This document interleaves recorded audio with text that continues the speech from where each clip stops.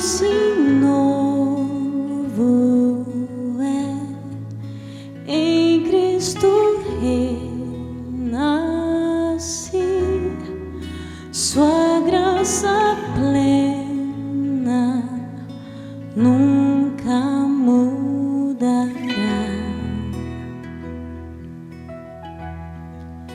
Minha escuridão em luz se tornou, ó Deus, na aflição eu posso descansar, por tudo que és cantarei, ó meu Deus, a Jesus, o teu amor, Cristo te amo, ó quanto eu amo, pra mais ninguém, Deus, eu vou viver.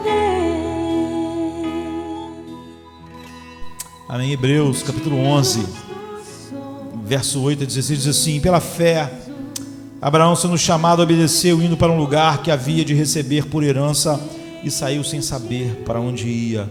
Pela fé ele habitou na terra da promessa, como em terra alheia, morando em cabanas com Isaque e Jacó, herdeiros com ele da mesma promessa, porque esperava a cidade que tem fundamentos, da qual o artífice e construtor é Deus. Pela fé também a mesma Sara recebeu a virtude de conceber e deu à luz já fora da idade, porquanto teve por fiel aquele que lhe tinha prometido.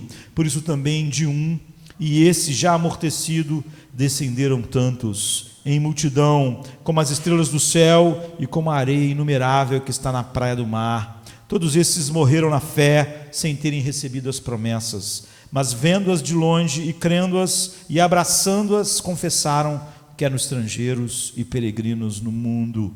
Porque os que isto dizem claramente mostram que buscam uma pátria, e se na verdade se lembrassem daquela de onde haviam saído, teriam oportunidade de voltar, mas agora desejam uma melhor, isso é, a celestial. Por isso também Deus não se envergonha deles, de se chamar seu Deus, porque já lhes preparou uma cidade. O contexto com o qual o livro de Hebreus foi escrito era de pessoas que estavam sofrendo tanto na vida, de todas as formas, fisicamente, emocionalmente, sofrendo violência, sendo desprezados pelo mundo. Eles estavam perdendo seus bens, estavam roubando deles suas casas, estavam jogando eles na cadeia, estavam torturando eles. Eles eram os párias do mundo, de tal maneira que chegou um momento que essas pessoas começaram a ter um pensamento, o que o cristianismo, o que o evangelho está nos trazendo, é só um horror sobre horror. Nós estamos perdendo família, nós estamos perdendo filhos, nós estamos perdendo nossas casas, nossos empregos, estamos perdendo tudo. Então o autor do livro de Hebreus escreveu Hebreus. Você imaginaria então que ele escreveria sobre o quê? Não é? Se pessoas estão assim, se pessoas estão diante de tantas aflições que nós nem podemos imaginar, não é? Já que nós nunca experimentamos um contexto tão adverso, o que as pessoas, o que você escreveria para elas?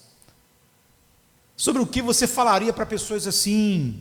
O autor de Hebreus mostra sobre o que as pessoas precisam ouvir em todas as circunstâncias para ter uma vida que você não é controlado pelas circunstâncias, mas uma vida que você controla a vida, uma vida que não te controla, uma vida que a ansiedade não te controla, que você está sobre o domínio dessas coisas. E ele então escreve um livro sobre Cristo como profeta, sobre Cristo como sacerdote, sobre Cristo como nosso rei. Em vez de ficar falando sobre vários problemas e os dramas psicológicos, que todas aquela violência, aquela dor, aquelas perdas estavam causando, o autor de Hebreus está dizendo: se vocês entenderem o que Cristo é como cordeiro que foi morto, se vocês entenderem que Ele é o Deus eterno, se vocês compreenderem realmente Ele como profeta, Ele como nosso sacerdote, Ele como nosso rei, então vocês vão poder lidar com todas essas coisas. então nada será difícil. Então tem uma hora que ele até fala que, eu estou falando com vocês como crianças de novo, vocês não compreenderam que é tudo sobre Cristo. Se vocês se encherem de Cristo, todas essas coisas que estão causando confusão a vocês vai passar. Então, o nosso mundo, apesar de nós não vivermos no mesmo contexto que as pessoas que receberam essa carta estavam, ele é cheio de dor e aflição. O problema é que hoje os cristãos falam dessas dores, aflições e perdas da mesma maneira com que o mundo, e basicamente os cristãos têm os mesmos recursos do mundo, portanto eles vivem o mesmo fracasso do mundo em viver a vida. Tem duas pessoas que são totalmente diferentes, dois artistas, assim, geniais, mas diferentes, não é? Um é Shakespeare, né, que lá do século XVI, nasceu em 1500 e pouco, e outro é Mel Brooks, que é escritor, comediante, ator, cineasta, não é? Enfim, eles falam a mesma coisa sobre o nosso mundo, de uma maneira diferente. Um é a cara de um e a cara do outro, como artista que eles foram. Shakespeare diz assim: cada nova manhã, novas viúvas lamentam. Cada manhã, novos órfãos choram. Cada manhã, novas tristezas atingem a face do céu. Esse é o nosso mundo. Já Mel Brooks, ele sintetiza assim, numa frase, ele diz assim: a vida cheira mal. Não é? Bem a cara de Mel Brooks, bem diferente de Shakespeare, não é? Mas os dois estão dizendo a mesma coisa. Estão dizendo a mesma coisa. Basicamente é a mesma mensagem. Shakespeare, elegantemente, como só Shakespeare sabia dizer. Mel Brooks sempre é um pouco mais engraçado, não é? Essas pessoas que dizem: o meu epitáfio vai ser, eu não disse que estava doente. É um cara que sempre de uma piada, mas mesmo ele tem que chegar à conclusão óbvia: esse mundo cheira mal, e você não pode rir por muito tempo. E Shakespeare então diz isso com esse lirismo: cada nova manhã, novas viúvas lamentam ou uivam, depende de como a gente queira traduzir o que ele escreveu. Novos órfãos choram ou gritam, novas tristezas atingem o céu na face. Então, o livro de Hebreus foi escrito para pessoas assim, para pessoas que já chegaram a essa conclusão, para pessoas que estão debaixo dessa realidade. E quando a gente olha para esse contexto, o que aquelas pessoas precisavam? O que nós precisamos? É como olhar para a vida, olhar para essa realidade, onde Jesus diz a mesma coisa que Mel Brooks e Shakespeare, dizendo: no mundo vocês vão ter aflições. E o autor de Hebreus está dizendo para aquelas pessoas: por que a vida de vocês está indo tão mal? Por que vocês estão tão mal? Por que vocês não estão sabendo lidar com essa realidade? Não é? Por que vocês não estão agindo como Paulo, que disse: foi-nos dado o privilégio não só de crer no Evangelho, mas de sofrer por causa de Cristo? Por que vocês não estão reagindo como Pedro, que disse: olha, eles saíram felizes porque estavam se achando incrível terem o privilégio de sofrerem por causa do nome de Cristo? E não pense que só num contexto de perseguição Cristo é exaltado em nosso sofrimento. Em qualquer sofrimento, porque o sofrimento sempre diz a mesma coisa. O sofrimento sempre quer dizer para nós que Deus não está interessado, que Deus podia mudar as coisas e não muda. E em todo o nosso sofrimento pode ser o que ele estava experimentando: perseguição, perda de bens, aflições, sendo executados, ou pode ser câncer. Mas em cada uma dessas aflições, o testemunho que o cristão dá é que Cristo é melhor do que a vida. Melhor do que a vida. Não há nada. Há pouco tempo nós estávamos meditando, acho que do domingo passado de manhã, sobre o espinho de Paulo. Então esses homens foram perseguidos, eles sofreram a pilhagem das suas casas. É duro imaginar alguém invadir sua casa, pegar todos os seus bens e dizer: essa casa não é mais sua, e você virar uma pessoa sem teto, depois de ter tudo. E eles estavam enfrentando a prisão. Você vai ver que eles são chamados a não deixarem de visitar os outros irmãos que estavam na prisão. Não é? Muitas pessoas usam isso para dizer que você tem que ir na prisão. O que ele estava dizendo não é simplesmente sobre você ir ou não ir num presídio, visitar quem transgrediu contra a sociedade. O que ele está dizendo é que os cristãos estavam com medo de visitar os irmãos que foram presos por causa do nome de Cristo. Eles estavam com medo por causa de um motivo óbvio. Ele foi preso por causa do nome de Cristo. Se eu for lá como um cristão visitar ele, eu posso ir visitar e não sair. E o autor de Hebreus vai dizer: vocês não devem deixar de ir. Por que vocês não estão reagindo da maneira correta?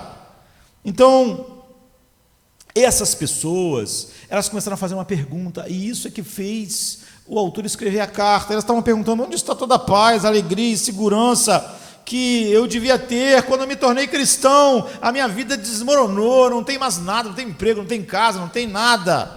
Como eu posso viver uma vida diante de um futuro incerto? Qual é a certeza de que amanhã o governo não vai me matar, não vai vir tirar o pouco do que restou? Como eu posso ter paz em vez de ter desespero, em vez de ter depressão? O autor de Hebreus pega a pena, pega o papel e diz: eu vou dizer a vocês como. Eu vou dizer como vocês não podiam estar assim.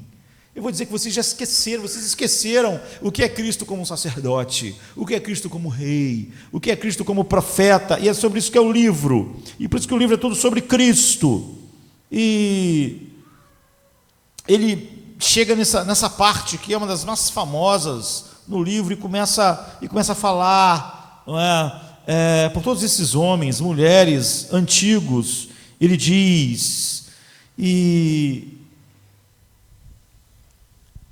está mostrando a eles: essas pessoas nunca tiveram a vida com o designer certo, como a gente imagina que a vida devia ser. Ninguém nesse mundo, esse mundo, até Mel Brooks, que não conhece Deus, diz: esse mundo cheira mal. Até que Shakespeare, que não tem um conhecimento profundo, diz: a cada manhã viúvas uivam, se lamentam, órfãos choram, há novas tristezas.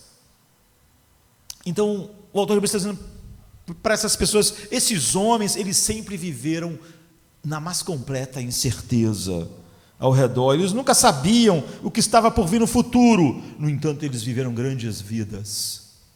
No entanto, Deus foi honrado na vida deles. No entanto, Deus foi mostrado como grande no mundo. No entanto, Deus foi mostrado como aquilo que realmente é suficiente. Eles não foram dominados pela vida, eles dominavam e dominaram a vida. E vocês, se conhecem o Evangelho, devem viver desta forma, para não serem uma negação de toda a verdade da beleza e suficiência de Cristo. Você vê, hoje nós escreveríamos uma carta totalmente diferente, nós iríamos para essa cultura terapêutica, íamos mandar a pessoa pensar em várias maneiras de tratar seus pequenos dramas. Esse homem escreve, inspirado pelo Espírito: vocês precisam de Cristo, vocês precisam conhecer Cristo. Vocês esqueceram quem Ele é, esqueceram que Ele é como rei, como sacerdote, esqueceram que Ele é a expressão exata do Deus Pai, esqueceram, e ele vai falar sobre isso o tempo todo, né? Como cada sacrifício do Velho Testamento apontava para Ele, para a sua suficiência, para a grandiosidade daquilo que Ele fez. E ele então dá a esses vários homens como um estudo de caso. E aqui nessa passagem ele fala sobre Abraão e diz: ele saiu, era tudo incerto. Deus veio a ele em Gênesis 12 e Abraão estava confortável. Abraão era um pagão. Abraão adorava Nana, a deusa da lua. Ele cultuou a lua por 75 anos adorando a lua, cultuando a lua, oferecendo sacrifícios para a lua. É assim que Abraão viveu. Ninguém no mundo na época de Abraão adorava a Deus. O mundo de Abraão foi pior do que o mundo de Noé, porque no mundo de Noé o mundo inteiro não adorava a Deus, mas Noé adorava a Deus. Mas você vê o mundo de Abraão, ninguém adorava a Deus, nem Abraão adorava a lua. Isso é para você ver o poder do chamado eficaz. Quando a Bíblia diz que ninguém busca a Deus, ninguém busca mesmo. Abraão, por exemplo, não estava buscando, ele nem tinha interesse em nada disso. O interesse dele era nos seus deuses pagãos. E Abraão tinha um futuro seguro, um futuro confortável. Ele tinha um lar, ele tinha uma casa. Vocês perderam a casa de vocês? Vocês perderam tudo? Então, Abraão tinha um lar, ele tinha uma cidade onde o pai dele cresceu, o avô dele cresceu, o bisavô dele cresceu, todos os adoradores da lua.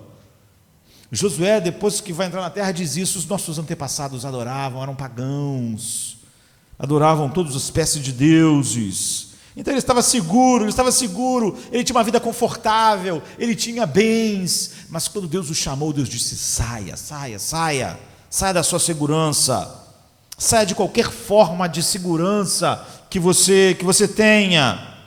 E quando você olha para essa outra de uma metade do verso, não ele não se limita só a dizer que Abraão saiu, mas que ele se saiu sem saber para onde ia. Ele não tinha nenhuma certeza. Sempre que as pessoas estão ansiosas, com medo, é porque elas não têm certeza como vai acabar as coisas, como as coisas vão ser. Aquelas pessoas para quem a carta de Hebreus foi escrita, também não tinham certeza nenhuma: nós vamos morrer amanhã, a dor vai aumentar ou vai diminuir, mais aflição vai entrar em nossa vida. Então Abraão teve essa grandeza diante de um futuro completamente incerto. Ele não tinha ideia do que estava por vir, e ainda assim ele viveu uma vida que manifestou a grandeza de Deus, a beleza de Deus. Por isso ele está fazendo esse estudo dessas vidas aqui. Então há 3 princípios embutidos, nesse texto todo que eu li há um monte de princípios embutidos, mas 3 princípios embutidos de como você viver em grandeza, assim, em grandeza para a definição de Deus. Como Paulo disse, eu vou me gloriar nas minhas fraquezas, porque Deus vai se mostrar maior, Deus vai se mostrar mais lindo, mais belo, então vai ser maravilhoso. Então há 3 princípios aqui: como poder viver a vida com grandeza, com estabilidade e com confiança. E você não vai ver nada do mundo terapêutico, da psicologia secular aqui. Como dominar a vida sem ansiedade, não ser dominado pela vida em face de um futuro completamente incerto. Você não vai ter nenhuma certeza. Não é isso que Deus ia dar àquelas pessoas que receberam essa carta, nem a mim, nem a você. Então Deus dá um princípio negativo aqui para nós, e Deus dá um princípio positivo para nós, e depois ele dá um princípio último, o princípio que é a razão do princípio negativo e do princípio positivo. O princípio negativo é realmente algo que de alguma maneira nós já tocamos nessa pequena introdução. Ele saiu sem saber para onde estava indo. Então Deus disse para ele sair, mas não deu os detalhes. Jesus disse aos discípulos assim: o que eu estou fazendo agora vocês não podem entender, mas um dia vocês vão entender. Isso é o oposto das pessoas terem paz. As pessoas terem paz, se Jesus dissesse: o que eu estou fazendo vocês vão entender tudo, mas esse é o chamado, Então demorou anos para Abraão sequer descobrir para onde ele estava indo. Ele vagou, ele perdeu toda a segurança de uma cidade incrível, de toda a infraestrutura. Então o pai dele morreu no meio desse vagar dele. Então Deus lhe disse para onde ele estava indo, e ele na verdade nunca possuiu neste mundo as coisas que Deus disse que daria à sua posteridade. Então nós podemos colocar isso de várias formas. Ele saiu sem se importar aonde estava indo, mas ele sabia com quem estava indo. Ele saiu sem precisar saber para onde estava indo. Abraão tinha entendido o princípio negativo que esse texto coloca para nós. É que você nunca, esse é o princípio negativo, você nunca deve confiar nas circunstâncias. Toda a paz que você tem por causa da circunstância atual não tem nada a ver com a paz que Deus disse que daria. Se eu estou em paz porque as circunstâncias são boas, e eu não estou em paz quando as circunstâncias ficarem ruins, é óbvio que minha paz vinha das circunstâncias, não vinha de Deus. Eu já disse isso aqui, e é muito comum as pessoas falarem: eu estou muito ansioso. Aí depois a pessoa diz: graças a Deus eu não estou mais ansioso. Mas por quê? Porque tudo se resolveu. Então não tem nada a ver com o que a Bíblia diz que lancemos sobre ele a nossa ansiedade, porque ele tem cuidado de nós. Ou lancemos tudo a ele em oração, e a paz de Deus, que excede todo entendimento, guardará as nossas mentes minha mente, tem um problema na mente, desequilíbrios. Então, guardará as nossas mentes e os nossos corações em Cristo Jesus. Então, Abraão tinha entendido o princípio negativo. Você não pode confiar nas circunstâncias. Você não deve esperar confiar nas circunstâncias. E se você estiver confiando nelas, não é em Deus que você está confiando, vai ruir. Você deve tirar todo o seu coração das circunstâncias. O seu coração e as circunstâncias devem ser coisas que se separam no ponto de vista daquilo que lhe dá confiança. Abraão sabia que não é o que importa na vida, circunstâncias. E é o que você traz para esta vida é o que importa. É isso que o autor de Hebreus queria que aquelas pessoas soubessem. A circunstância de vocês está muito difícil, eu sei, pilhagem, prisões, e eu não estou escrevendo uma carta dizendo que as circunstâncias vão melhorar. Eu estou escrevendo uma carta para vocês terem paz, para vocês viverem uma vida de grandeza, que mostrem a preciosidade de Cristo. Então ele mostra, a carta é toda sobre Cristo, para levar eles aqui, para este lugar. Então, não são os eventos da vida que quebram você, ou que quebram a mim, é o que você levou para aqueles eventos. É o que você vê, os eventos não quebraram Paulo, por causa daquilo que ele levou para os eventos. Quando os eventos nos quebram, é por causa daquilo que nós levamos para o evento. Nós vamos gastar 1 minuto ou 2 para entender isso. Você, na verdade, não precisa nem conhecer profundamente a Bíblia para conhecer isso. Isso que Abraão percebeu. Então, se Abraão, isso é tão claro, né? Se Abraão percebeu que se ele só fizesse as coisas, que ele tivesse certeza daquilo que aconteceria no futuro, se ele baseasse sua vida em circunstâncias, sua vida estaria arruinada. Porque as circunstâncias nunca são como nós desejamos, nunca são. Não é que de vez em quando elas sempre têm a capacidade de não ser aquilo que nós. A forma que a maioria das pessoas vivem é se esforçar o máximo para controlar as circunstâncias. Isso pode definir praticamente a vida de todos os seres humanos, dos 7 bilhões de seres humanos. Porque você pensa o seguinte: se a minha vida vai ser bem sucedida ou não, depende de como eu vou controlar as circunstâncias, depende da minha capacidade de controlar as circunstâncias. Então depende de quanto dinheiro eu possuo, porque o dinheiro vai me ajudar a controlar as circunstâncias. Os eventos da minha vida e as circunstâncias da minha vida vão poder ser mais controláveis, e quanto mais controláveis elas serem, é assim que as pessoas pensam, mais então eu vou poder ter previsibilidade e então vou ter paz. Então, você diz, as coisas vão correr bem se eu tiver isso, as coisas vão correr bem se eu tiver aquilo, as coisas vão correr bem se eu conseguir esta carreira, se eu conseguir esse emprego, então tudo vai ser bom agora. Eu preciso dessa carreira, eu preciso desse lugar, eu preciso desse posto, eu preciso desse casamento, eu preciso dessa relação, porque se eu tiver isso, tudo vai ficar bem, tudo vai funcionar. Se eu conseguir entrar nessa faculdade, se eu conseguir determinar o tipo de cônjuge que vai me completar e me fazer feliz, se isso e aquilo acontecer, então eu vou ser ótimo e vou ter uma vida ótima. Se isso não acontecer, eu não vou ter uma vida ótima. E porque você está baseado sua vida em circunstância, você fica ansioso. Porque você vê que todas essas coisas precisam acontecer para você ficar ótimo, e você pensa, e se essas coisas não acontecerem? E se eu não achar a pessoa assim? E se eu não conseguir o lugar? E se a carreira não for assim? E se isso ou aquilo acontecer? Então é por isso que está todo mundo ansioso. Você vê, toda ansiedade flui do fato de que você queria ter uma previsibilidade e controlar as circunstâncias.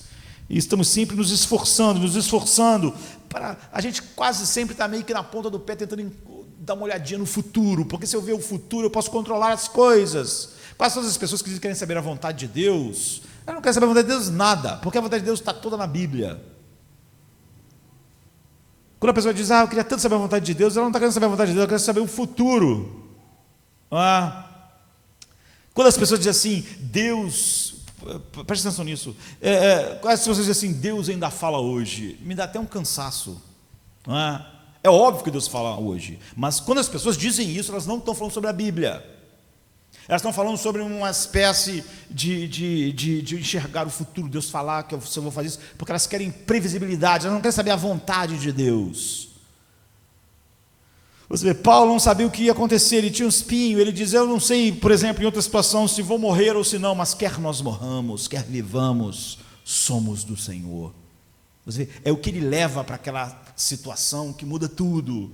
A incerteza está lá, vou morrer ou vou viver? Não sei. Mas quer eu morra, quer eu não morra, eu sou do Senhor. Então, estamos sempre protegendo as nossas apostas. Se você apostou em coisas que vão fazer a sua vida maravilhosa, você começa a proteger elas. Você começa a proteger. Estamos sempre com medo de dar aquele passo que vai estragar tudo. Temos medo de fazer qualquer coisa porque queremos saber para onde estamos indo. Se eu fizer isso, vai acontecer isso. É isso que as pessoas querem saber da vontade de Deus. O que elas querem saber não é a vontade de Deus, é isso. Se eu tomar essa decisão, vai dar tudo certo. Se eu tomar aquela outra decisão, vai dar tudo maravilhoso. Ou as circunstâncias vão se mostrar não tão boas. E nós nunca queremos andar onde nós não sabemos que estamos indo. Então Abraão percebeu que se ele baseasse sua vida nessa circunstância, sua vida estaria arruinada. Por isso não era um problema sair sem saber para onde estava indo, sem saber onde as coisas iam dar na caminhada inicialmente. Você nem tem que esperar pelas circunstâncias para te arruinar, você vê? Quando você vive assim, você é um acidente esperando acontecer. Você é um acidente, vai acontecer, você só está esperando a hora, porque as circunstâncias nunca vão te tratar bem, nunca, nesse mundo. É por isso que Mel Brooks, um homem sem Deus, pode dizer, esse mundo cheira mal, as circunstâncias nunca vão nos tratar bem. Essa ideia que se todas as circunstâncias forem boas, minha vida vai ser boa, é uma insensatez. Shakespeare, lá na sua incapacidade de manifestar toda a clareza bíblica, dizendo que a cada dia você não percebe que viúvas estão chorando. As circunstâncias que fariam elas maravilhosas eram maridos não morrerem, mas eles morrem. Vocês não percebem que a cada nascer do sol, órfãos estão chorando. As circunstâncias adequadas eram os pais não morrerem, mas os pais morrem. Então as circunstâncias vão abusar de você e você não estará pronto para elas, porque você criou uma vida em que dependia das circunstâncias. Em outras palavras, Abraão sabia o que importava. Aquelas pessoas que receberam a carta aos Hebreus, eles tinham perdido isso, e eles estavam sendo trazidos de volta. E Abraão sabia, é a minha resposta a Deus que importa. Aquelas pessoas que receberam a carta de Hebreus precisavam ouvir essa mensagem que a carta trazia para eles. É a resposta de vocês a Deus que importa, é a única coisa que importa. Sei que a gente que não vai achar isso boa notícia hoje, não é? Porque grande parte das pessoas, elas olham para o cristianismo e talvez muitos que ouçam agora, a primeira pergunta que as pessoas fazem é: o cristianismo funciona? Pastor, o cristianismo funciona? Ele vai funcionar no meu casamento? Ele vai funcionar na minha vida? Ele vai funcionar assim, assado? Vai funcionar para mim? Será que vai fazer o que eu preciso fazer? Será que vai controlar as minhas circunstâncias como eu estou esperando? O cristianismo vai fazer isso? Por que as pessoas conhecem tão pouco doutrinas? Por que a maioria dos cristãos não são capazes de falar sobre as grandes doutrinas bíblicas? Porque eles passaram a vida na igreja e nunca ouviram nada sobre elas, mas eles também não estavam interessados. Eles só estavam interessados numa coisa: justificação. Isso aí funciona? Isso aí ajuda em quê? Como é que isso vai fazer as coisas, as circunstâncias ficarem adequadas? Então as pessoas não têm interesse em doutrinas, não têm interesse em conhecer Deus. Eu quero saber. A pessoa diz: será que isso vai trabalhar na minha vida? Eu tenho problemas, isso vai me ajudar? Isso vai me ajudar com as coisas? Vai me ajudar a conseguir as coisas que eu preciso? Eu já sei que eu preciso, para que a minha vida seja boa, eu preciso desse tipo de cônjuge, eu preciso daquele tipo de trabalho, eu preciso desse tipo de circunstância, eu preciso desse tipo de saúde, eu preciso disso. Eu sei que se eu tiver isso, tudo vai ser bom, mas isso vai me ajudar a obter a força interior que eu preciso? Isso vai me ajudar a atingir meus objetivos? Eu tenho muitos objetivos. O cristianismo, o evangelho vai me ajudar, isso vai me levar a uma nova posição. Se eu ler mais a Bíblia, Deus vai ouvir mais as minhas orações. O que ele está falando sobre ouvir oração é o seguinte: Deus vai fazer mais o que eu quero? Será que vai dar certo? Então, aqui está a ironia. Quando você vem para o cristianismo e começa com essa pergunta: será que vai funcionar? Isso vai mudar minhas circunstâncias, de tal maneira que minhas circunstâncias vão ser aquelas que eu sei que vão fazer de mim a pessoa que eu quero ser? Ou seja, o cristianismo e o evangelho, ou supostamente a vontade de Deus, vai me ajudar a ganhar o controle das minhas circunstâncias? Você, imediatamente quando faz essa pergunta, torceu o cristianismo naquilo que ele não é. Não é? E é óbvio que ele não vai funcionar para essa pessoa. É óbvio que ele nunca sequer vai chegar a entender o que o cristianismo é. Se você começar perguntando, será que funciona? Ele não funciona. Ele funcionou para Paulo, você vê, ele funcionou para Abraão, mas não vai funcionar para você. Porque essa pergunta é exatamente o passo em que ele nunca funcionou, porque, a menos que você comece perguntando, é a verdade? Essa é a verdade, essa é a razão pela qual eu fui criado, é para isso que eu existo. Jesus realmente é um rei assim, ele é o profeta assim, ele é um sacerdote assim, ele realmente era o sacrifício, ele é a expiação, ele é a paz com Deus. A menos que você comece com isso, a menos que você diga, eu tenho que descobrir se ele realmente está lá, se ele realmente é aquele que é a expressão do Deus invisível, se ele é o Deus e homem, se ele morreu na cruz, e se nele eu sou justo em Deus, se o Deus da Bíblia está realmente lá, se o Deus Pai, o Deus Filho, o Deus Espírito Santo, se o Jesus Cristo da Bíblia, que a Bíblia fala, realmente está lá à direita do Pai, se ele realmente está lá e nele eu tenho todas as coisas, se ele está lá, se ele é real e se ele é verdade, então não importa se isso é prático ou não, para aquilo que eu vou fazer amanhã, não importa, importa que isso é a verdade, importa que isso é a realidade, importa que isso é a única realidade que realmente toca todas as realidades. Então não importa se vai me fazer feliz ou não, não importa se isso vai fazer eu conseguir que a minha oração seja respondida ou não. Não, se eu vou encontrar o homem ou a mulher dos meus sonhos, se ele está lá, se eu fui criado para ele, se eu estava totalmente alienado, debaixo da ira, e ele me libertou, isso é real, e não importa se isso vai fazer eu encontrar a mulher dos meus sonhos ou não, não importa, eu devo ir até ele porque ele está lá. Porque ele é o rei, porque ele é o sacerdote, porque ele é o sacrifício. A menos que você comece com essa pergunta, o cristianismo, ironicamente, nunca funcionará nas aflições. E você vai ter os mesmos recursos que o mundo tem, ou seja, nenhum. O mundo cheira mal, diz Mel Brooks, e como o mundo tentar resolver isso? Com o humanismo secular, mas olhe para o mundo, está funcionando. Se você vê o cristianismo assim, pensando que ele vai trabalhar assim na sua vida, ele nunca vai trabalhar. É por isso que hoje quase que tudo que se prega é mera psicologia secular, porque não há mais nada, não há mais nada. As pessoas começaram assim, essa ideia por trás de busque primeiro o seu reino e a sua justiça, todas essas coisas lhe serão acrescentadas. Esse é o mesmo princípio. O que é buscar o reino de Deus e todas as coisas lhe serão acrescentadas, é exatamente aquilo que resume a vida que realmente foi chamada por Deus e contemplou Cristo. Por que as pessoas estão ansiosas? Porque elas estão buscando a sua vida, porque elas querem edificar a sua vida, porque elas querem construir a sua vida, porque elas querem construir a vida que elas imaginaram. Mas o cristianismo, você deve perder a sua vida para encontrar a vida. Ninguém está ansioso porque está perdendo a vida. Você está ansioso porque você queria encontrar a vida, você estava buscando a vida. E a Bíblia diz, aquele que não perder a sua vida por causa de mim, não me tem, não tenha paz. E as pessoas estão ansiosas exatamente porque elas querem proteger a vida, que elas não querem perder. Elas não foram perder a sua vida para achar Cristo, elas foram a Cristo porque elas só tinham interesse em não perder a vida. Elas estão ansiosas. Você tem que dizer, minha vida não importa. Você tem que dizer, Tua bondade é melhor do que a vida, tua graça é melhor do que a vida, por isso os meus lábios te louvam. Se você não fizer isso, você nunca vai encontrar a vida. Enquanto você estiver buscando a vida, enquanto você delineou os planos e as circunstâncias para ganhar a vida, não conte com o Evangelho não está fazendo nada em você.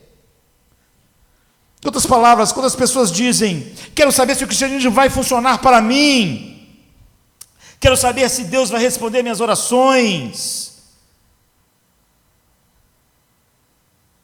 Essas pessoas, quando elas mergulham no cristianismo e as suas orações não são respondidas, e as circunstâncias não começam a funcionar, elas ficam desanimadas. A maior parte das pessoas desanimadas que me procuram é por isso. Elas ficam desanimadas espiritualmente, porque elas pensaram que fazendo isso elas iam controlar a situação. Elas não vieram perder a vida. Elas não entendem nada sobre aquele que não tomar a sua cruz e negar a si mesmo. Então, o que você está dizendo é o seguinte: eu não sairei até saber exatamente para onde eu vou, eu não irei, eu não vou obedecer. Isso vai funcionar? Eu não darei, eu não vou perder minha vida por causa de Cristo, a menos que eu saiba o que vai acontecer. Deus diz: nesse caso, você não me tem, você nunca me teve, porque eu não sou o que você está adorando, eu não sou o objeto da sua adoração. Você está adorando circunstâncias, está dando glória a elas, elas são a sua felicidade ou a sua tragédia, não eu. Não eu. Aqui está a ironia da coisa. Esse é o problema que as pessoas têm. Esta é a base do problema. Você tem instabilidade, então você tem ansiedade, e é por isso que você está olhando para o cristianismo. A pessoa está olhando para o cristianismo, você está torcendo o cristianismo à sua própria imagem, e você verá que essa é a base do problema. Porque você queria controlar as circunstâncias, você é ansioso. Aí você vai ao cristianismo para controlar as circunstâncias. Você não foi ao cristianismo, você está na mesma base do problema que você estava antes. A sua ansiedade é porque você não controla as circunstâncias. O cristianismo para você era uma forma de controlar as circunstâncias, para então controlar a sua ansiedade. Portanto, a sua ideia de cristianismo é o seu problema, não é a solução. Essa é a coisa que o cristianismo está tentando tirar de você. O que o cristianismo vem fazer é exatamente fazer você perder a sua vida, para você encontrar a vida.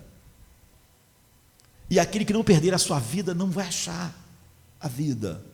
E enquanto as pessoas forem ao cristianismo para tentar manter a sua vida e não para perder a sua vida, elas não podem experimentar a realidade. O que estou tentando dizer, o que a Bíblia diz o tempo todo, o que o autor de Hebreus diz para aquelas pessoas que estavam sofrendo todas aquelas pressões, perdas, aflições e não tinham nenhuma certeza do amanhã, é: faça dele a única coisa que importa, não a circunstância de vocês, e vocês não estariam assim. Olhe para Jesus, o que ele fez de grande. A vida dele correu tudo bem, as circunstâncias foram boas. Olhe para os seus 33 anos, foram anos de circunstâncias maravilhosas. As circunstâncias dele foi o que fizeram ele, foram as circunstâncias que fizeram dele um homem que tinha paz, o homem que pôde a sua comida e a sua bebida ser à vontade de Deus, foram as circunstâncias dele. Quando você estuda e olha para a vida de Cristo, o que você vê são circunstâncias adequadas, perfeitas, arranjadas para ele ser uma pessoa que ele foi no mundo. Se você quiser entender a vida de Jesus, apenas imagine, sei lá, um candidato fazendo campanha para a presidência da República, mas que os seus inimigos conseguem destruí-lo completamente, e eles o prendem, e fazem ele ser julgado por acusações falsas, e depois fazem ele ser brutalmente torturado e assassinado da maneira mais vil que um ser humano pode ser assassinado, no caminho para essa derrota inacreditável. Jesus Cristo vem a Deus com o maior pedido, não é? Da sua vida: eu estou prestes a ser torturado e colocado debaixo da sua ira infinita. Se houver uma outra forma de tu ser glorificado sem isso, faça isso, mas faça o que tu queres, faça o que tu queres. Então, um caminho para baixo, tudo errado. Jesus perdeu tudo. E quanto mais perto da cruz, menos pessoas tinham próximo a Cristo, não é? A multidão se foi, depois aquele monte de discípulos se foram e ficou só os 12, e depois não ficou ninguém. Ninguém, era um caminho para baixo. As circunstâncias foram sempre piores, até a pior circunstância inimaginável, né? Ele que eternamente está na comunhão perfeita de um amor infinito com o Pai, ficou debaixo da ira infinita de Deus. As circunstâncias da vida dele foram boas no início, foram boas no fim.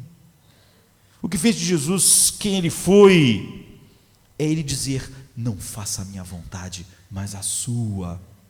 Ele não queria controlar as circunstâncias e nem ganhar a vida através de controlar as circunstâncias. Ele fez isso. É isso que o Evangelho nos leva, aquele que não perder a sua vida. O que fez que Jesus fosse assim no mundo, honrou em tudo o seu Pai, foi a nossa propiciação, expiação, ele sendo Deus. Você sabe que o livro de Hebreus começa dizendo: ele é a imagem do Deus invisível. Então, não foi que sua vida foi boa, não foi que suas circunstâncias foram boas. O autor de Hebreus está dizendo para essas pessoas: a sua vida não tem nada a ver com as suas circunstâncias. A vida daquele que Deus chamou não tem nada a ver com as suas circunstâncias. De fato, ele foi levado a uma vida de obediência, integridade, prazer, e isso tudo é que mostra a maravilha do poder infinito do amor que ele tinha pelo Pai. Ele não apenas dominou a vida, ele dominou a morte, não é? E porque ele morreu, ele mudou, ele na verdade construiu, não é? Toda a eternidade como o Pai decretou. Então ele mudou a cara para sempre de todos aqueles que ele vai redimir, de todo o universo, porque as circunstâncias dele não o trataram bem, mas porque a vida o maltratou, e ele respondeu de uma maneira que Deus foi glorificado. Foi glorificado. Não são as circunstâncias da sua vida que importam, é o que você leva para elas. O que mudou tudo foi o que Jesus levou para as circunstâncias que ele viveu, as piores que alguém já viveu. O único ser humano santo, perfeito, que andou neste mundo, que merecia tudo de bom e recebeu tudo de mal de todo mundo, e por fim recebeu a ira infinita do próprio Deus. Mas é o que ele levou para elas, não são as circunstâncias da sua vida que vão quebrar você. Quando você está quebrado, é pelo que você levou para as suas circunstâncias, é para o que eu levei. O autor de Hebreus está dizendo: vocês estão próximos a se quebrarem diante dessas circunstâncias, é o que vocês estão levando para elas, é como você responde a elas que quebra vocês. Esse é o princípio negativo. Tire o seu coração das circunstâncias, reconheça que são as circunstâncias que quebram você, e reconheçam que elas nunca vão estar de acordo com o esperado. É quase desesperador olhar para a vida dos jovens, não por causa dos jovens em si, mas como você gasta a sua juventude, queridos. A metade da sua vida você gasta tentando controlar a outra metade. Você gasta a primeira parte da vida achando que se você estudar tanto e fizer isso, e fizer aquilo, a outra metade da vida vai ser boa. Você gasta a metade da sua vida tentando controlar a outra metade, e a outra metade você passa frustrado, porque descobre que as circunstâncias não podem ser controladas por nós. Então você gasta todo o seu tempo organizando as circunstâncias, e você diz: se eu puder fazer com que todas essas coisas aconteçam, então tudo vai ser maravilhoso. E lá no meio da sua vida você percebe que as coisas nunca vão se juntar como você esperava, que as circunstâncias nunca vão poder estar lá. É isso que faz pastores ficarem frustrados, sabe? As pessoas dizem: o ministério é uma coisa tão frustrante, os pastores ficam deprimidos, entendeu? Porque o cara ele achou que ia controlar as circunstâncias, Paulo diz: olha, eu não sei se vou ser preso, ou se vou ficar preso, ou se vou ser solto. Você vê, ele não estava querendo controlar as circunstâncias, ele não estava frustrado na cadeia, então ele podia dizer: eu aprendi, está satisfeito. Mas se ele fosse esses caras do ministério que já elaboravam todo o ministério na frente deles, os resultados, como vai ser, então fica frustrado. Ele queria ganhar a vida e não perder a vida. O que você realmente precisa é do tipo de coração que lhe permite lidar com os medos e lidar com os problemas. Você gastou todo o seu tempo querendo exatamente organizar uma vida que você não precisasse lidar com medos, e lidar com problemas, e lidar com as circunstâncias que não vão funcionar. Então, você se decepciona. Abraão, o coração que Abraão tinha, o coração que Jesus tinha, aquilo que ele quer mostrar, esse primeiro princípio negativo: nunca confie na circunstância, nunca confie que você vai poder organizá-las, nunca espere que sua paz venha delas, nunca vá para o cristianismo e pergunte se isso vai funcionar. A questão é a verdade sobre Deus, é a verdade sobre o universo, é a verdade sobre mim. Não faça coisa que você sabe, não é, que se você fizer tudo vai dar certo no futuro, porque essa coisa que você acha que fazendo vai dar tudo certo no futuro é um engano, é um engodo. Você não vai controlar as circunstâncias e elas não vão se juntar como você quer. Em um princípio positivo, muitas pessoas realmente não fazem nada a não ser ficar aqui no princípio negativo. Se você ficar aqui, você ainda não entendeu o Evangelho. Apesar de ser uma pessoa mais sábia que as outras, você talvez atingiu o que Mel Brooks pôde atingir, o que Shakespeare atingiu, mas você não entendeu ainda o que o cristianismo faz. Não é? Se você só ficar aí, as coisas acabam em você se tornando cínico e amargo. E eu vejo pessoas, às vezes, falando comigo, elas dizendo, elas estão todas desesperadas, dizendo: se eu pudesse ter filho, não consigo ter filhos, se eu pudesse ter filho, minha vida ia ser maravilhosa.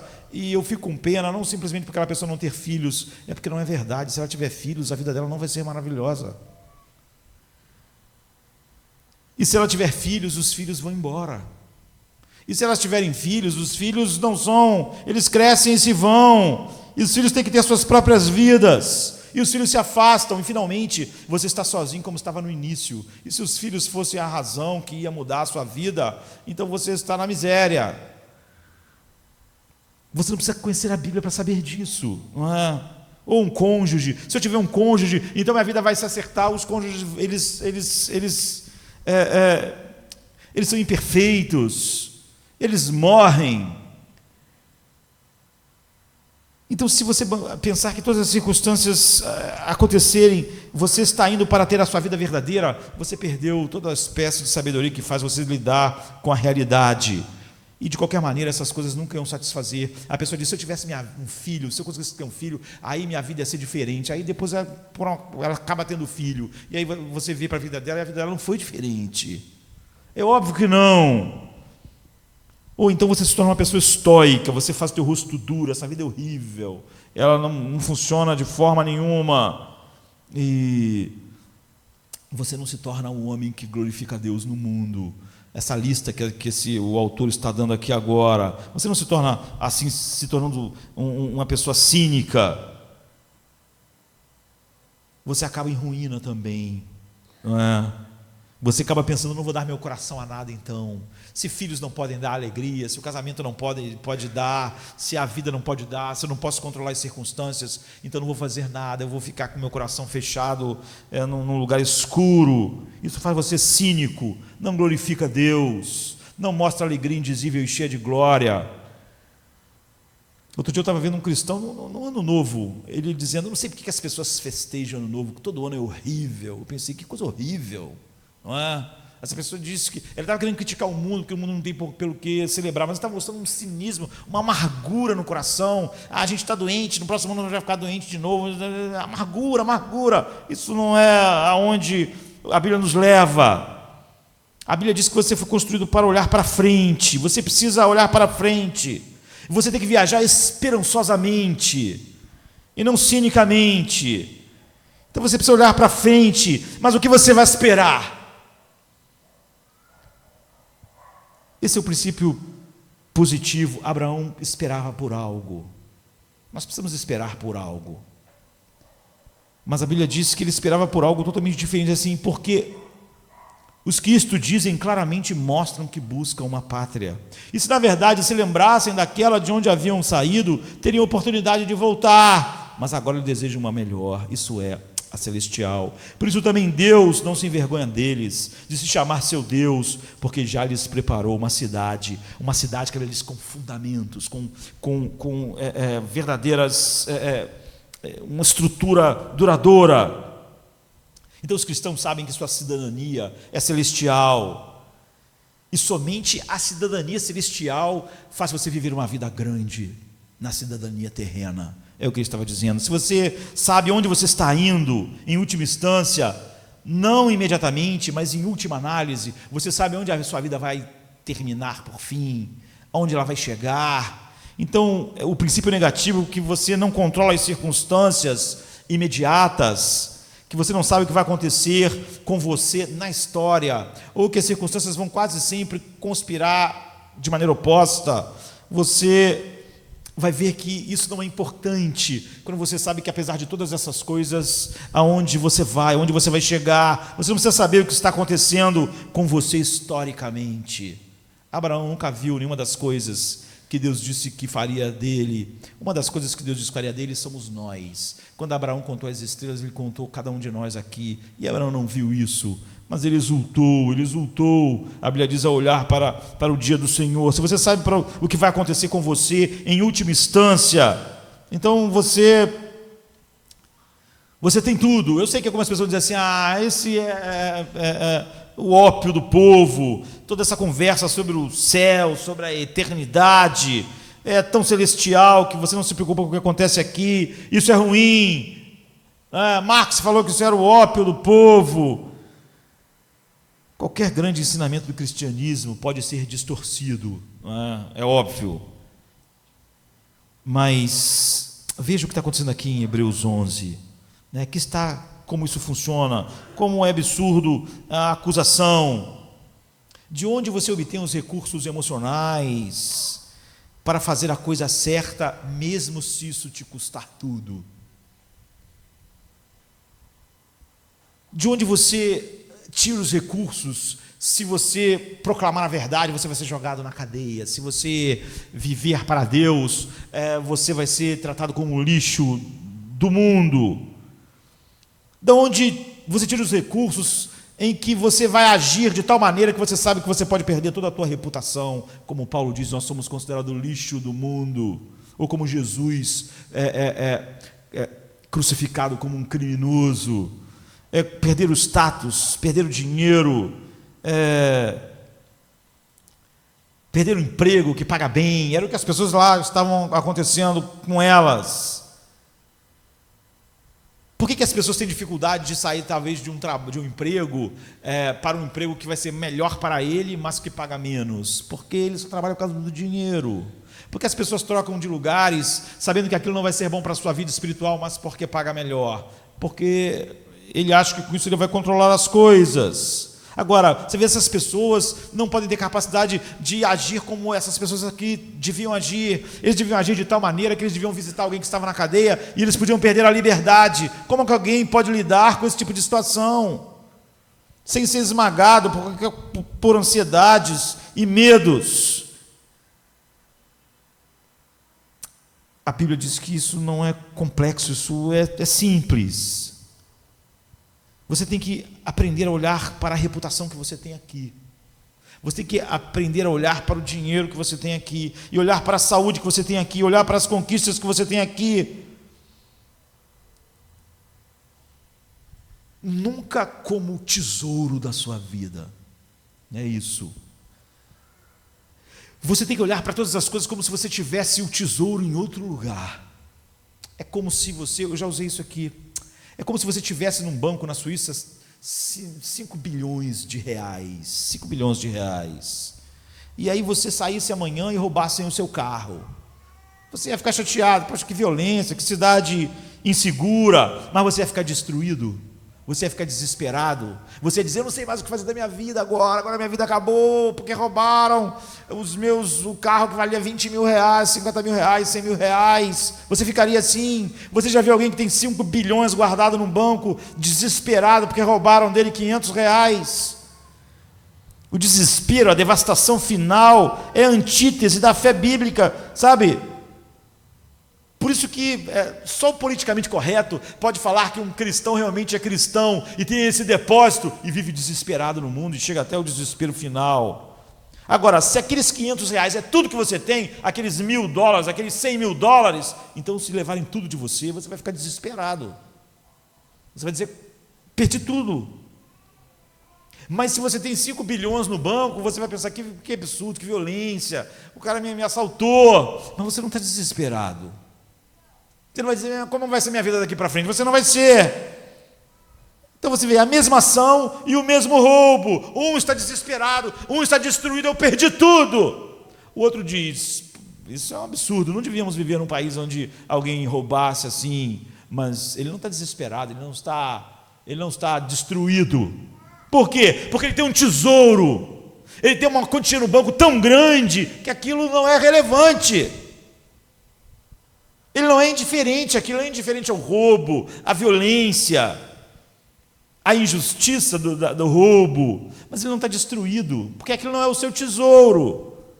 A outra pessoa, você vê, a circunstância é a mesma. Abraão desejava um país melhor. O que Abraão estava dizendo? Eu vou tratar a minha vida que eu vivia em Uri, a que eu vivo agora nesse lugar, eu não vou tratar a minha família, eu não vou tratar a minha cultura, eu não vou tratar a minha etnia, eu não vou tratar o meu dinheiro, eu não vou tratar o meu sucesso, eu não vou tratar a minha carreira como se fosse o meu tesouro, porque não é o que eu estou esperando. Eu não vou colocar a pressão sobre eles, que é injusta, não vou botar sobre Sara ou sobre as pessoas, a pressão não vou colocar. Nunca vou dizer que a minha carreira é a minha identidade, é a minha estabilidade, que o meu dinheiro é a minha identidade, é a minha estabilidade, que o meu casamento é a minha estabilidade. Nunca vai ser o meu tesouro. São coisas lindas, são coisas maravilhosas, como os parques da cidade. Não é lindo um parque? O Parque Nacional de Itatiaia, é lindo. Ou então os parques no meio da cidade. Você no meio da cidade encontra um parque lindo com árvores e chafariz e bichos. É maravilhoso, é lindo. Um parque é lindo. Ou uma praia linda, uma praia que você vai, você olha, que maravilha, isso aqui faz bem olhar para isso. Mas se as pessoas resolverem morar no parque ou morar na praia, a vida dela vai ficar miserável. Já viu gente que mora em parque? Já viu as pessoas que resolveram morar no parque? Você olha o cara miserável, todo sujo, e pensa: que levou essa pessoa a essa condição? Morar no parque. Ele fez do parque a casa dele, só que o parque, apesar de lindo, apesar de você poder apreciar, ele não tem aquilo que pode sustentar a sua vida. Ele não pode ser seu lar. Aquela praia linda, se você resolver morar lá, fazer uma barraquinha na areia. Já viu Largados e Pelados? Já viu Largados e Pelados? Então, os caras ficam lá uma semana, você está com pena daquelas pessoas, o cara está numa praia que é maravilhoso, aquele lugar mais lindo do mundo, mas aquele lugar não tem as condições de sustentar a vida deles. Você vê que logo eles falam: desisto. Ou então que não desiste, que fica lá os 21 dias, quando acaba, o cara perdeu 18 quilos, o cara está todo queimado, o cara está arrasado, se ele ficar mais tempo, morre. O lugar era lindo, mas o lugar não é um lugar para sustentar a vida. Então, se as pessoas começam a viver nos parques, elas ficam miseráveis. Se ela começar a viver naquela praia linda, ela vai ficar miserável. Abraão sabia disso. Enquanto eu ver todas essas coisas como coisas lindas, como parques, mas que não podem me sustentar, não dão sustentabilidade à minha vida, não podem ser meu lar, não pode ser aquilo no qual eu estou seguro, então vai ser tudo bem, eu vou receber isso como coisas lindas, como eu olho para um parque, como eu olho para uma praia. Mas quando eu faço daquilo o meu lar, o meu lugar, o meu abrigo, a minha segurança, minha nutrição, meu repouso, minha paz, então eu vou virar aquela pessoa miserável que vive no parque. O dinheiro é dado por Deus, o casamento é ótimo, foi Deus que criou, as crianças, filhos, é ótimo, trabalho. Mas não é nossa casa. Abraão diz, ele almejava por uma casa. Nenhuma daquelas coisas era sua casa. Nenhuma daquelas coisas era sua segurança. Nenhuma daquelas coisas era sua paz. Nenhuma daquelas coisas era o seu tesouro. O que Abraão está dizendo, se eu tentar fazer isso, suportar a carga da minha vida, eu vou arruinar tudo. Isto não é a minha fortuna. Quando isso for embora, é como aqueles 100 mil reais, mas o meu tesouro está lá, 5 bilhões de reais. Não estou mais pobre, não estou sem nada, a minha vida não acabou. É maravilhoso, mas era o parque, era a praia, foi Deus que deu. Isso não significa que ele nunca chorava, não significa que ele nunca lutou, não significa que ele não viu a perda daqueles parques e praias como um nada, porque isso seria estoicismo. Ele não costumava a ter aquilo que é chamado de ataraxia filosófica, não é? Ou a indiferença filosófica para com as coisas, escolas filosóficas assim, esse comportamento cético, o desapego, eu não me importo com nada, não. Ele começou a olhar para esta vida como o vestíbulo da sua casa, sabe? Mas não a sala de estar, não onde eu sento, não onde eu tenho tranquilidade, não onde eu tenho paz. Eu não me sento aqui, eu não espero que isso aqui seja o meu abrigo, eu não espero que isso seja a minha paz. Esse é o vestíbulo, faz parte, mas não é a sala de estar, não é o seio de Deus, não é a direita de Deus onde há delícias perpetuamente, não é. Esse é o segundo princípio, não é? Você vê, tem um princípio negativo, e tem esse princípio positivo, e depois, por fim, tem o princípio fundamental, que é importante para nós, antes de tomarmos a ceia. Esse é o princípio final para nós hoje. A Bíblia diz que pela fé Abraão, apesar de ter passado da idade, Sara, mesmo sendo estéril, pôde tornar-se pai. Por quê? Porque o considerava fiel. Porque considerava fiel aquele que tinha feito a promessa. Queridos, ouça isso. Não é? Nisso aqui está o segredo da vida. Muitas pessoas dizem assim, olha, não importa o que você acredita, desde que você seja sincero. Isso contaminou de tal maneira o cristianismo, que as pessoas dizem assim, aquela pessoa não entende nada do evangelho, não entende nada, não compreendeu nada. Mas ele está salvo. Por que ele está salvo? Porque ele crê. Ué, ele crê no quê? Por que ele crê? Essas pessoas acreditam numa coisa que se tornou comum, fé na fé. Ele crê, ele é um cara sincero, ele tem isso é o oposto do cristianismo, não é? Não importa no que você crê, você não entendeu o evangelho, mas creu. Mas creu o quê? Então o único valor que você está dando para dizer que aquela pessoa foi salva, é que você dá um valor à fé. A fé tem um valor em si mesmo quando ela está colocada numa coisa totalmente errada. O que significa que não é o objeto da sua fé que importa, mas apenas ter fé. Ele tem fé, mas ele tem fé em que? Qual é o objeto da fé dele? Em que evangelho ele colocou sua fé? Não, ele não sabe direito. Então qual é o valor? É a fé, você vê, é a fé na fé, é a ideia de que a fé em si é poderosa, de que a fé faz coisas, de que a fé até salva. Isso é um pouco como dizer que não importa o para-brisa do carro, não é? Importa é você olhar para o para-brisa, não importa, é óbvio que importa. Se o para-brisa tem uma cor que não deixa eu enxergar, então ele vai ser um desastre. O para-brisa, se você olhar para ele, você racha o carro. Se você olhar para a fé, você está indo para a destruição. O para-brisa precisa ser o quê? O mais translúcido possível. Se nós pudéssemos ter um vidro que não pudesse ser visto, ele ia ser o mais útil. A utilidade do vidro do meu para-brisa é eu não ver o para-brisa. Quanto mais eu ver o para-brisa, mais em perigo eu estou. E se eu ver o para-brisa totalmente, então eu vou matar as pessoas, eu vou bater no poste. Eu não posso ver o para-brisa. Ou posso ver, eu tenho que ver o mínimo, e é só porque nós não conseguimos fazer um vidro que não apareça de forma nenhuma que nós usamos o que usamos, porque se conseguíssemos seria melhor. O que importa, francamente, se você vai numa viagem, é se você não vê o para-brisa, é o que você vê através do para-brisa. É isso que faz a viagem segura, a viagem boa. Da mesma forma, Abraão não se fortaleceu a olhar para a sua fé. Ele considerava que Deus era fiel. A fé dele não olhava para a fé dele, a fé olhava para Deus. O importante não é crer, o importante é aquele que é fiel, é você saber quem é Deus, o que Ele falou. É isso que é importante. Você a fé não se agarra na fé, a fé não se agarra na sinceridade, a fé não se agarra na boa intenção, a fé se agarra no Deus fiel que prometeu. E você tem que conhecer o que Ele prometeu, você tem que conhecer o que Ele falou. Nossa escola dominical estamos estudando, vamos ficar meses estudando só as promessas de Deus. E que aqui está como Ele fez. Os poetas do século XVIII, eles estavam a ponto de entender isso. Não entenderam completamente, estavam a ponto de entender. Porque eles diziam assim: como você enfrenta a vida?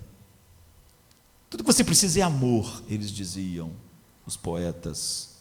Tudo que você precisa, eles diziam, o amor é uma âncora, de tal maneira, os românticos, né, os poetas do século XVIII, eles, não importa as suas circunstâncias se você tiver amor. Não importa se você tiver uma cabana ou um barraco. É melhor um barraco com amor do que um palácio sem amor. Eles diziam. Por quê? Porque o amor é uma âncora.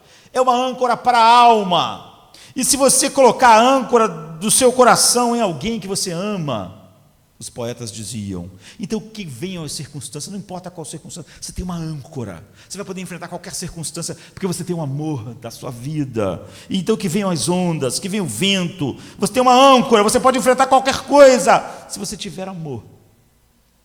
Agora, eles chegaram no meio do caminho, não é verdade? A razão pela qual eles estão no meio do caminho é porque o problema é que a âncora deles é o amor humano. E todo ser humano é mortal e pecaminoso. Então, nunca quem nós amamos vai sempre agir de uma maneira... Ele vai pecar, ele é um ser pecaminoso e ele não é perfeito. Chega a ser risível dizer que o ser humano não é perfeito. O ser humano é totalmente imperfeito, né? Porque quando a gente fala que não é perfeito, parece que é quase lá, mas não chega a ser perfeito. Mas vamos combinar, é o oposto. E ele também é mortal. E porque eles são pecaminosos, eles vão deixar você para baixo. A pessoa que você mais ama vai deixar você para baixo várias vezes. E alguns não vão deixar você para baixo, vão deixar você completamente para baixo. E porque eles são mortais, eles vão morrer. E se isso é a sua âncora, então, querido, você está perdido. Abraão descobriu, nós somos informados sobre isso nesse capítulo, no capítulo 6, não nesse capítulo, mas aqui em Hebreus, no capítulo 6. Se a âncora para todas as circunstâncias for um amor humano, como é que vai ser a onda que levar esse amor, que levar ele embora? Eu vou ficar sem âncora, então a onda vai me levar, então tudo se perde. Então, Abraão, no capítulo 6, ele diz assim: querendo mostrar de forma bem clara a natureza imutável do seu propósito para com os herdeiros da promessa, Deus confirmou com um juramento, para que por meio de duas coisas imutáveis, nas quais é impossível que Deus minta, sejamos firmemente encorajados, nós que nos refugiamos nele para tomar posse da esperança a nós proposta. Temos esta esperança como a âncora da alma, firme e segura, a qual está dentro do santuário, além do véu, onde Jesus, que nos precedeu, entrou em nosso lugar, tornando-se como sumo sacerdote para sempre, segundo a ordem de Melquisedeque. Hebreus 6, 17 a 20. Então, qual é a âncora? Qual é a âncora? É o amor dos poetas? Não! É o amor, mas de Deus. Paulo diz, esse amor é a âncora. De tal maneira que ele diz, as tempestades, as circunstâncias, o que pode nos separar do amor de Cristo? A angústia, a aflição, a morte, a perseguição, só se você não tiver âncora. Aí essas ondas vão te levar. Mas se você tiver, hoje, vai haver um monte de teólogos para se alinhar com o humanismo secular, que vai dizer, não, essa âncora não é tão forte, dependendo da tristeza que vem, te leva. Esqueça eles. A Bíblia diz que você tem uma âncora além do véu. Paulo diz, é o amor de Deus em Cristo sobre você, de tal maneira que nada pode nos separar desse amor. Nada, é uma âncora tão forte que a angústia não pode, a aflição, a morte, a dor, o desprezo, a poderes do mundo, todo mundo reunido contra você, e todos os poderes das trevas. Paulo diz, eu estou certo de que nem a morte, nem a vida, nada pode nos separar da âncora. E se nós não perdemos a âncora, então nenhuma onda vai nos levar, nenhuma onda de perdas, de desespero, de qualquer coisa. Nós estamos seguros, é isso que está dizendo. Isso nos faz lembrar, para cearmos, um texto que eu preguei há um tempo atrás, nele, Gênesis 15, nos é dito que Abraão, ele perguntou isso a Deus, como eu sei, como eu posso ter a única certeza entre esse mundo incerto, de que todas essas coisas vão acabar assim, vão ser desse jeito? Você fez uma promessa de que vai me abençoar, e que em mim serão benditas todas as famílias da terra, ou seja, nele você ia ser abençoado, e eu, e eternamente, tudo vai ser incrível. Como eu vou saber? Imagina se a resposta fosse, se você for fiel, se você fizer tudo conforme deve ser feito. Abraão estava com temor. Por quê? Porque ele não confiava em Deus, porque ele achava que Deus podia não cumprir. Não, porque Abraão não confiava em si mesmo. Ele sabia que ele não seria fiel. Ele sabia que haveria imperfeições e imperfeições fluindo dele. Então, como ia ser? Se dependesse dele, aquilo tudo ia ruir. Se tudo que Deus dissesse, eu serei assim, se você for assim, então tudo vai dar errado. Não porque Deus não é fiel e perfeito, mas porque eu sei que eu não vou cumprir todas as coisas. Não é isso que a lei é. Se você fizer todas as coisas como a lei diz, então tudo estaria bem, mas a lei só condena os homens.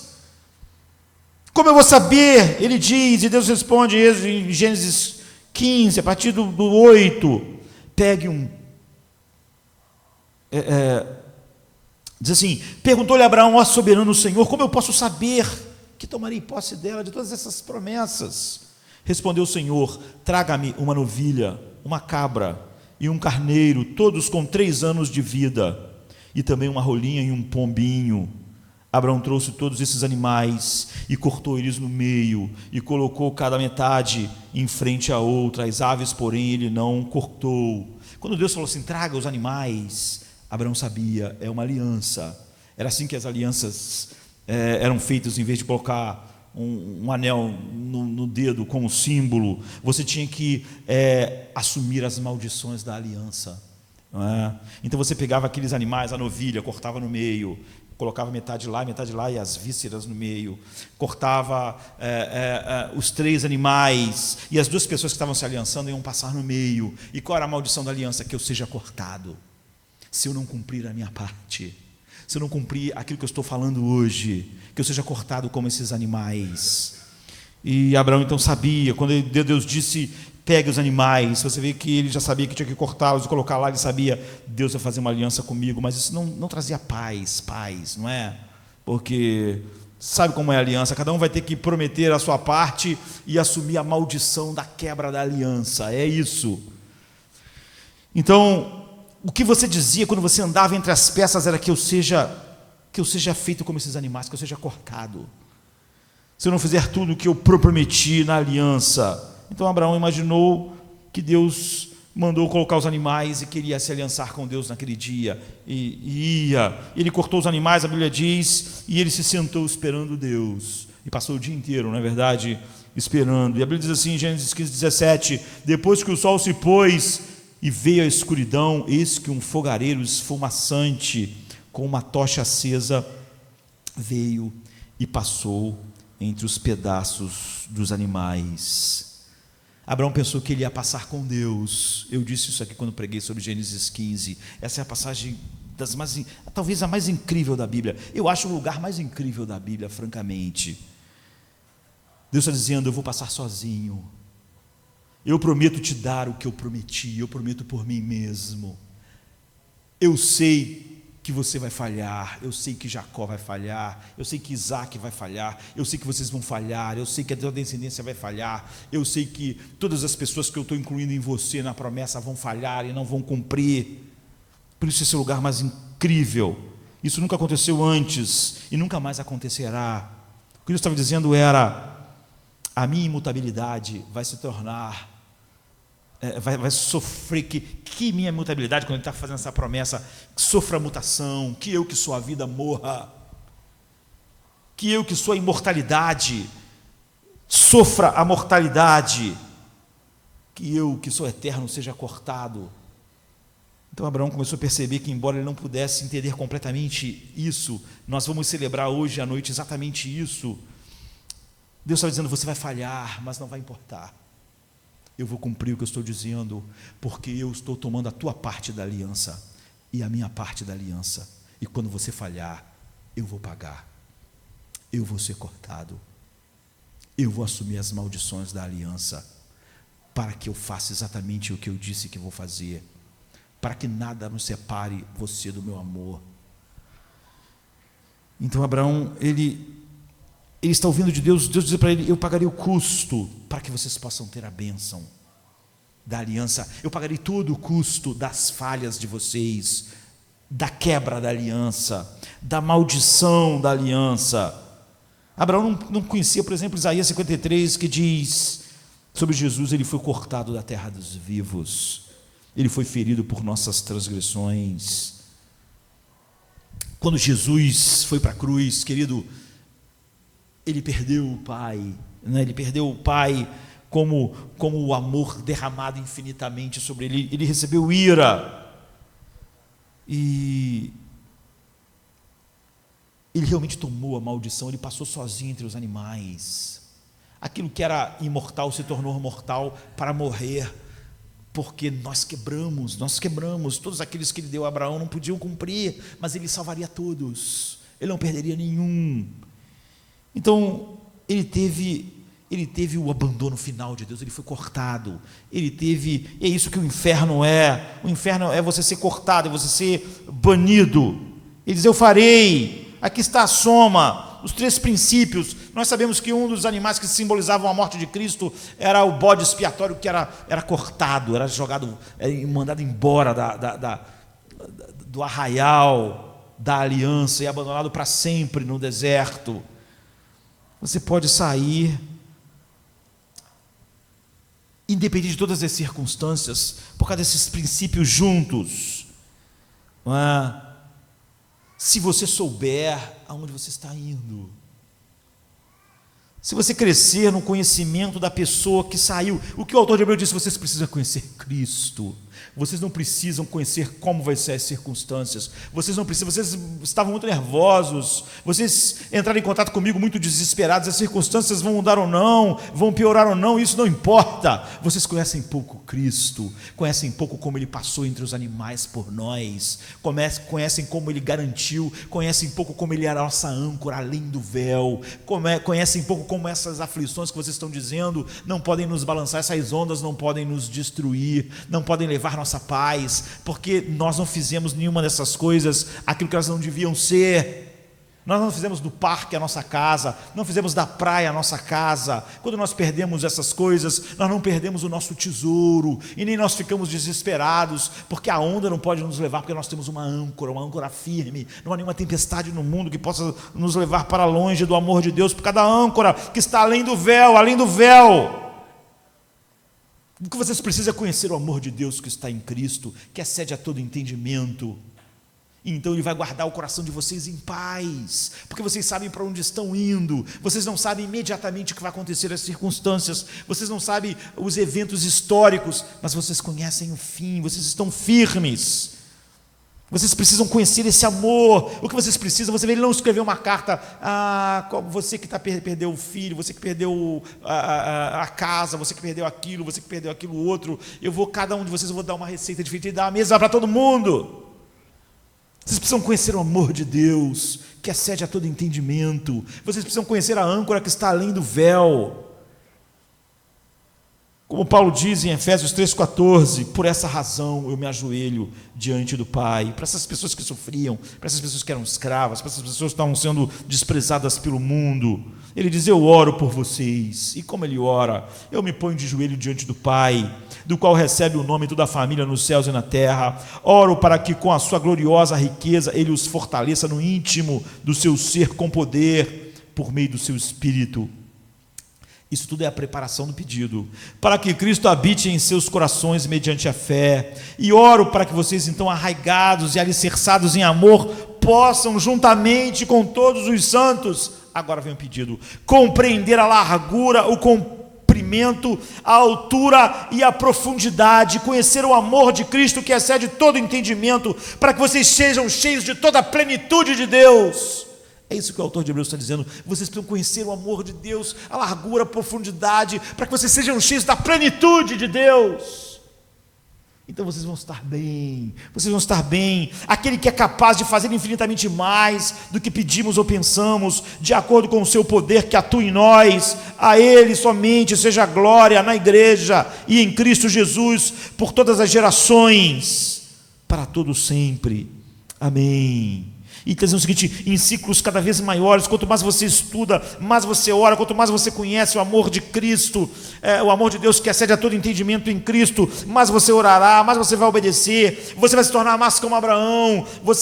Abraão considerava que Deus era fiel, que Cristo era a âncora além do véu. É isso, é o que você leva para as circunstâncias que te dá paz. Não são, se você se olhar para as circunstâncias, então você está perdido. Se você olhar para o Evangelho pensando no que ele vai me dar, você está querendo ganhar a sua vida e não perder, então você não tem o Evangelho, não tem. É por isso que ele saiu sem saber para onde estava indo, sem saber para onde ia, porque ele sabia que tinha essa âncora, ele sabia que quem prometeu não podia mentir, quem prometeu passou sozinho entre os animais partidos, ele assumiu as maldições da quebra da aliança, e isso era tudo que importava para ele. E se vocês estão em Cristo, é a mesma coisa para vocês, a mesma coisa. Tomar da ceia é dizer: eu sou um concrente Abraão, eu fui justificado como ele, eu tenho a mesma âncora, eu vou levar sempre as mesmas coisas para todas as circunstâncias. É o que nós levamos para ela, e não ela que quebram os homens. Vamos ficar de pé, vamos orar. Pai, é maravilhoso, Senhor Deus, ser chamado de volta para o Evangelho. Como essas pessoas, na mais profunda aflição e perda nesse mundo, foram levadas, Senhor Pai, ao Evangelho. Foram levadas a conhecer o amor de Cristo, que excede o teu amor, que excede a todo entendimento, derramado em Cristo, a altura, a largura, a profundidade. Que todos nós aqui, Senhor Pai, não tenhamos a miséria de ter os mesmos recursos que os homens à nossa volta têm. Tudo se novo é, em Cristo renasci, sua graça plena nunca mudará.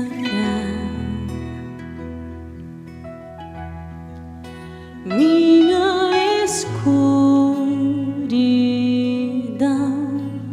em luz se tornou, ó Deus, na aflição eu posso descansar, por tudo que és cantarei, ó meu Deus, a Jesus, o teu amor, Cristo te amo,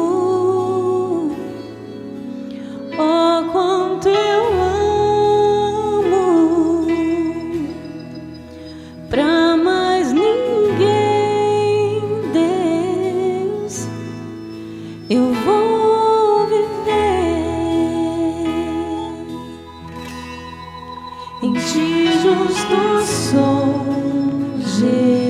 Jesus, na cruz sim morri, em ti